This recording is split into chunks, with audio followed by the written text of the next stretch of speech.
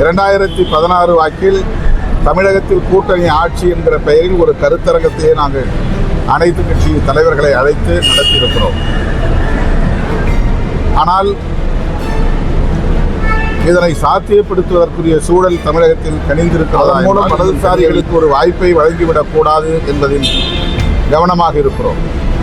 ஆகவே நாங்கள் இந்த தருணத்தில் இந்த கோரிக்கைக்கு அழுத்தம் கொடுக்கவில்லை. முதலமைச்சர் இது குறித்த விளக்கத்தை ஏற்கனவே தந்திருக்கிறார். தமிழ்நாட்டு அரசியல் சூழலுக்கு அது பொருந்தாது என்று சொல்லியிருக்கிறார். பொருந்தாது என்பதனால் காங்கிரஸ் அந்த கோரிக்கையை மறுபடியும் எழுப்பக்கூடாது என்று இல்லை. பலவீனமான கூட்டணியிலிருந்து போட்டி பெரிய அளவில் இருக்காது, அதிகார பகிர்வுக்கான கோரிக்கை இருக்காது. பலமுள்ள கூட்டணியில் அதிகாரத்தை பகிர்ந்து கொள்வதற்கான இயல்பாக போட்டி எழும். அதிகார பகிர்வு தேவை என்கிற அந்த பாஜக என்ன பகீரத முயற்சியை மேற்கொண்டாலும், என்ன சூடு செய்தாலும், சூழ்ச்சி செய்தாலும், சதித்திட்டங்களை தீட்டினாலும் அவர்களால் இங்கே வெல்ல முடியாது. அவர்கள் பிப்ரவரி, மார்ச், ஏப்ரல் ஆகிய 3 மாதங்களுக்கு தரா 1000 ரூபாய் என்கிற வகையிலே 3000 என்றும், அடுத்த ஆட்சிக்கு வந்தால் 2000ஆக உயர்த்தி தரப்படும் என்கிற அறிவிப்போடு மே மாதத்திற்குரிய 2000 ரூபாய் அது கோடை சிறப்பு தொகை என்னும் பெயரில் வழங்கப்படுகிறது. சட்டமன்றத்தில் தாக்கல் பண்ணியிருக்கிறாங்க. பல்வேறு விஷயங்களை மாநில அரசு சொல்லியிருக்கு. ரொம்ப குறிப்பாக ஜிஎஸ்டி வருவாய் குறைந்ததுதான் தமிழ்நாட்டில் நிதி நெருக்கடிக்கு ஒரு காரணம்னு சொல்லி அமைச்சர் தங்கம் தென்னரசு பேரவையில் பேசியிருக்காரு. பட்ஜெட்டில் விஷயங்கள் எப்படி பார்க்குறீங்க?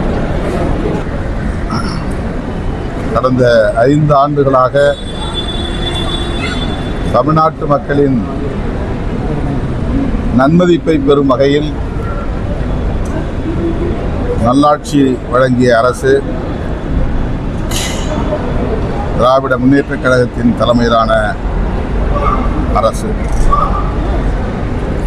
இந்த அரசுக்கு நெருக்கடி தர வேண்டும், களங்கத்தை ஏற்படுத்த வேண்டும் என்கிற முயற்சியில் ஆளுநர் அவர்களும் பாஜக அமைச்சர்களும் பல்வேறு நெருக்கடிகளை தந்தார்கள். தமிழ்நாட்டுக்கு தர வேண்டிய நிதியை கூட தராமல் நெருக்கடியை தந்தார்கள். ஒவ்வொரு முறையும் ஆளுநர் சட்டமன்றத்திற்கு வருகிற போதெல்லாம் தமிழ்நாடு சட்டமன்ற அவைக்கு களங்கம் ஏற்படுத்தும் வகையில் அவருடைய அதிகார வரம்பை மீறி செயல்பட்டதை நாடு பார்த்தது, நாடு நன்கு அறியும்.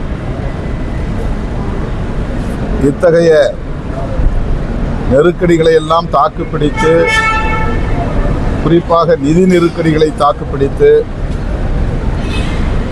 திமுக அரசு பல்வேறு புதிய திட்டங்களை அறிவித்து நடைமுறைப்படுத்தி இருக்கிறது, வெற்றிகரமாக நடைமுறைப்படுத்தி இருக்கிறது. தற்போது அடுத்த தேர்தலை சந்திக்க உள்ள சூழலில் கடைசி கூட்டத்தொடர், பட்ஜெட் கூட்டத்தொடர் இப்போது நடைபெற்றுக் கொண்டிருக்கிறது.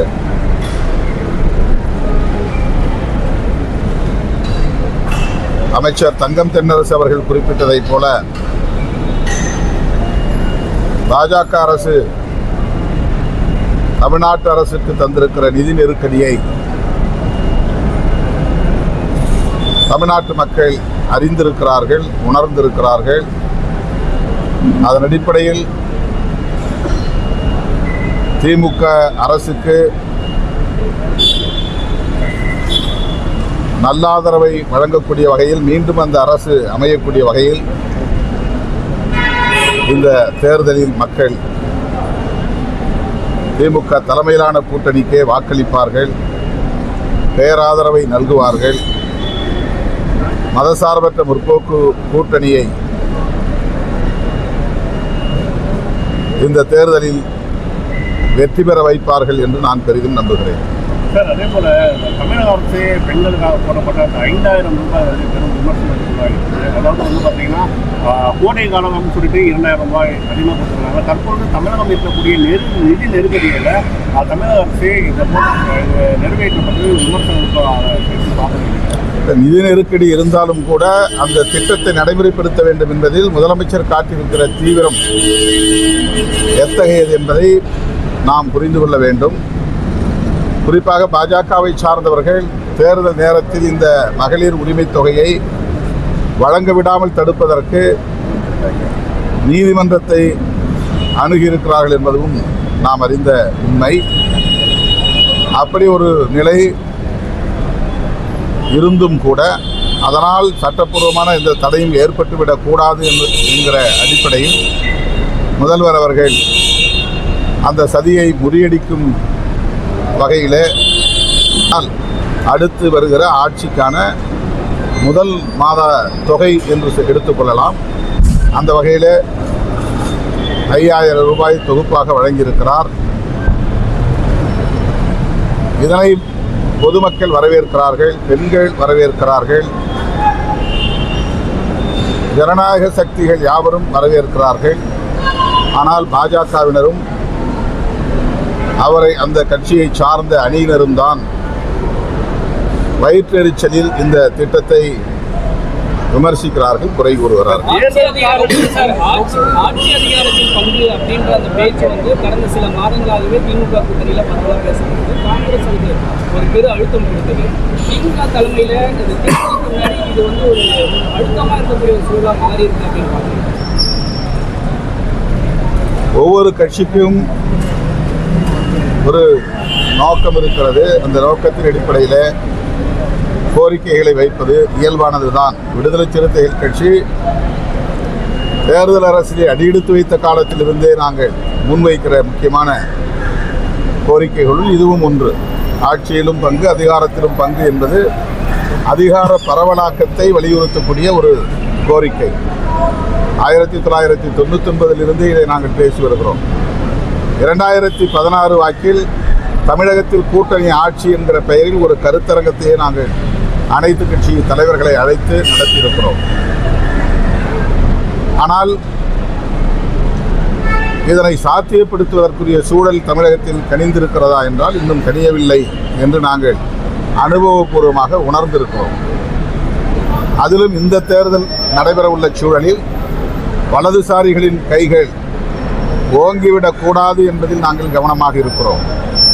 அதாவது இப்படிப்பட்ட கோரிக்கையை எழுப்புவதன் மூலம் கூட்டணியில் சலசலப்பு ஏற்பட்டு பலவீனத்தை அது ஏற்படுத்திவிடக்கூடாது, அதன் மூலம் வலதுசாரிகளுக்கு ஒரு வாய்ப்பை வழங்கிவிடக்கூடாது என்பதில் கவனமாக இருக்கிறோம். ஆகவே நாங்கள் இந்த தருணத்தில் இந்த கோரிக்கைக்கு அழுத்தம் கொடுக்கவில்லை. காங்கிரஸ் இப்படி ஒரு கோரிக்கையை வைக்கிறது என்று சொன்னால் காங்கிரசுக்கு அந்த உரிமை இருக்கிறது. அது கட்சிக்குள்ளே, கூட்டணிக்குள்ளே பேசி தீர்க்கப்படும். முதலமைச்சர் இது குறித்த விளக்கத்தை ஏற்கனவே தந்திருக்கிறார். தமிழ்நாட்டு அரசியல் சூழலுக்கு அது பொருந்தாது என்று சொல்லியிருக்கிறார். பொருந்தாது என்பதனால் காங்கிரஸ் அந்த கோரிக்கையை மறுபடியும் எழுப்பக்கூடாது என்று இல்லை. அப்படி எழுப்புவதனால் கூட்டணி இதனால் சிதறிவிடும் என்று பலரும் எதிர்பார்க்கிறார்கள். நான் நம்புகிறேன் காங்கிரஸ் திமுக கூட்டணியில் நீடிக்கும். அவர்கள் பேச்சுவார்த்தையில் இதை சுமூகமாக தீர்ப்பார்கள். முதலமைச்சரும் காங்கிரஸ் கட்சியை சார்ந்த முன்னணி பொறுப்பாளர்களும் உரிய நேரத்தில் பேச்சுவார்த்தை நடத்தி சுமூகமான தீர்வை காண்பார்கள் என்று நான் பெரிதும் நம்புகிறேன். 22ஆம் தேதி வந்து திமுக அதிகாரப்பூர்வமாக கூட்டணி பேச்சுவார்த்தை அறிவிச்சிருக்காங்க. காங்கிரஸில் இருக்கக்கூடிய 2ஆம் கட்ட தலைவர் வந்து பொது வழியில் இது போன்ற கருத்துக்களை பேசுவது கூட்டணியில் ஒரு சலசலப்பை உண்டாக்காதா? ஏற்கனவே டெல்லிக்கு எல்லோரையும் வரவழைத்து கூட்டணி தொடர்பாக யாரும் வாய்க்கு வந்தபடி பேசக்கூடாது என்று அறிவுறுத்தியதாக ஊடகங்களில் நாம் பார்த்தோம். அப்படி அவர்கள் திரும்ப திரும்ப பேசுகிறார்கள் என்று சொன்னால் அதனை வைத்து கூட்டணி இரண்டு கட்சிகளுக்கும் இடையிலான தலைமை ஒரு முடிவுக்கு வந்துவிடாது. காங்கிரஸை பொறுத்தவரையில் ஒரு தேசிய கட்சி, தேசிய தலைமைதான் இறுதி முடிவு செய்யும் என்பது அனைவருக்கும் தெரியும். எனவே தமிழ்நாட்டை சார்ந்த முன்னணி பொறுப்பாளர்கள் சிலர் தங்களின் ஆதங்கத்தை வெளிப்படுத்துகிறார்களே தவிர அது இறுதியான முடிவு அல்ல. அது தேசிய தலைமையின் வழிகாட்டுதலின்படி சொல்லப்படுகிற கருத்தாகவும் எடுத்துக்கொள்ள முடியாது. எனவே ராகுல் காந்தி அவர்கள் அல்லது அவரால் நியமிக்கப்படுகிற நேரடி பிரதிநிதிகள் திமுக தலைமையோடு பேசி முடிவு காண்பார்கள். இடையிலே இப்படி வருகிற விமர்சனங்களை பொருட்படுத்த தேவையில்லை. சார், ராஜா கண்ணப்பன், தளபதி உள்ளிட்டவர்கள் வந்து காங்கிரஸை இது போன்ற பேச போய் தான் நான் வந்து பேசுகிறேன்னு சொல்லிட்டு மாணிக் அவர் சொல்லியிருக்காரு. தளபதி மேலே நடவடிக்கை எடுக்கவில்லை எங்களோட காங்கிரஸ் தமிழக தலைவர் கோரிக்கை வைத்தும் திமுக வந்து அதை வந்து காது கூட செவி சாய்க்கவில்லைன்னு அவர் குற்றம் சொல்லியிருக்காரு. எப்படி பார்க்குறீங்க? தேர்தல் நேரத்தில் இது போன்ற சலசலப்பு வரத்தான் செய்யும். எல்லா கூட்டணி கட்சிகளிலும் பேச்சுவார்த்தை நடக்கிற போது இது போன்ற முரண்கள் எழும், சலசலப்பு உருவாகும். ஆனால் கடைசியில் சுமூகமான முறையில் தீர்வு காணப்படும். திமுக தலைமையிலான கூட்டணியிலும் இதுதான் இப்போது நிகழ்கிறது. இதனால் எந்த பாதிப்பும் கூட்டணிக்கு ஏற்படாது என்று நான் நம்புகிறேன். என்டிஏ கூட்டணி பலவீனமாக இருக்கு, இந்திய கூட்டணி பலமாக இருக்குன்றீங்க. ஆனால் என்டிஏ கூட்டணி இந்த மாதிரி சலசலப்புகள் எதுவுமே தற்போது வரையும் இல்லை. ஆனால் இந்திய கூட்டணியோட தொடர்ச்சியாக இந்த சலசலப்பு நிலவி வருகிறது. பலவீனமான கூட்டணியில் வந்து போட்டி பெரிய அளவில் இருக்காது, அதிகார பகிர்வுக்கான கோரிக்கை இருக்காது. பலமுள்ள கூட்டணியில் அதிகாரத்தை பகிர்ந்து கொள்வதற்கான இயல்பாக போட்டி எழும், அதிகார பகிர்வு தேவை என்கிற அந்த கருத்தும் எழும். இவ்வாறு சலசலப்பு எழுவதிலிருந்தே நீங்கள் தெரிந்து கொள்ளலாம், திமுக தலைமையிலான கூட்டணி தான் வெற்றி பெறப் போகிறது, ஆட்சிக்கு வரப்போகிறது. ஆகவேதான் கூட்டணி கட்சிகளுக்கு இடையிலும் கூட இந்த போட்டி சார்ந்த சில விமர்சனங்கள் எழுகின்றன. 5 சீட்டுகள் வந்து இந்த முறை நாங்கள் வந்து திமுக கூட்டணியில் அது நெகோசியேஷன் அது முடிவு பண்ணுவாங்க. பாஜகவுடைய தேசிய அமைப்பு செயலர் PL சந்தோஷ் சென்னை வந்து பேசும்போது தேர்தலுக்கு இன்னும் 60 நாட்கள் தான் இருக்கு, பணியாற்றணும் அப்படின்னு பிஜேபியினுடைய இன்டர்னல் மீட்டிங்கில் பேசியிருக்காரு. அந்த காலத்தை எப்படி அவங்க யோசிக்கிறாங்க, தேர்தலை எப்படி கடைசி பார்க்குறாங்க, அந்த டைமுக்கு அவங்க தெரிஞ்சு பேசுகிறாங்க. அவங்க ஆளுங்கட்சி தேர்தல் ஆணையத்தோடு அவர்களுக்கு நல்ல தொடர்பு இருக்கலாம். ஆகவே அவர்கள் ஒரு யூகத்தின் அடிப்படையிலே அந்த கருத்தை சொல்லலாம். தமிழ்நாட்டை பொறுத்தவரையில் பாஜக என்ன பகீரத முயற்சியை மேற்கொண்டாலும், என்ன சூழ்ச்சி செய்தாலும், சதித்திட்டங்களை தீட்டினாலும் அவர்களால் இங்கே வெல்ல முடியாது. அவர்கள் கணக்கு தப்பு கணக்காகத்தான் முடியும். தமிழ்நாடு முற்றிலும் மாறுபட்ட வேறுபட்ட ஒரு மண், இந்திய மாநிலங்களிலிருந்து வேறுபட்ட ஒரு மண் என்பதை இந்த தேர்தலின் மூலமும் மீண்டும் அவர்கள் உணர்வார்கள்.